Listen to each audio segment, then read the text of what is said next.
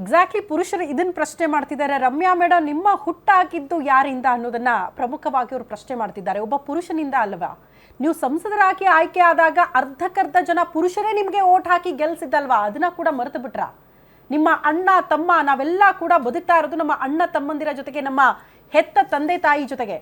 ಹಂಗಾಗಿ ನೀವು ಎಲ್ಲಾ ಪುರುಷರು ಅನ್ನೋದನ್ನ ಹೆಂಗೆ ಆ ವರ್ಡ್ ಅನ್ನ ಯೂಸ್ ಮಾಡಿದ್ರಿ ಅಂತ ದಿವ್ಯಾ ಅವರು ಬಹಳ ಅಚ್ಚುಕಟ್ಟಾಗಿ ಒಂದು ವಿಚಾರವನ್ನ ಹೇಳಿದ್ರು. ಸೋಷಿಯಲ್ ಮೀಡಿಯಾದಲ್ಲಿ ಒಂದು ಪೋಸ್ಟ್ ಹಾಕ್ತಾ ಇದ್ದೀವಿ ಅಂದ್ರೆ ಅದು ಸರಿಯಾಗಿದೆಯಾ ತಪ್ಪಾಗಿದೆಯಾ ಅಂತ 100 ಸಾರಿ ಕ್ರಾಸ್ ಚೆಕ್ ಮಾಡ್ತೀವಿ. ಒಂದೊಂದು ಪದ ಬಳಕೆಯನ್ನ ಕೂಡ ಎಷ್ಟು ಸಾರಿ ಎಡಿಟ್ ಮಾಡ್ತೀವೋ, ಎಷ್ಟು ಸಾರಿ ಇದನ್ನ ಟೈಪ್ ಮಾಡ್ತೀವೋ ಅದು ಗೊತ್ತಾಗಲ್ಲ ಅಂತ.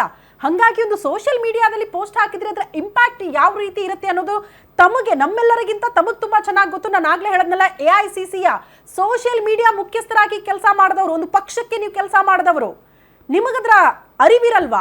ಯಾವ ಆಧಾರದ ಮೇಲೆ ಹೇಳಿದ್ರಿ?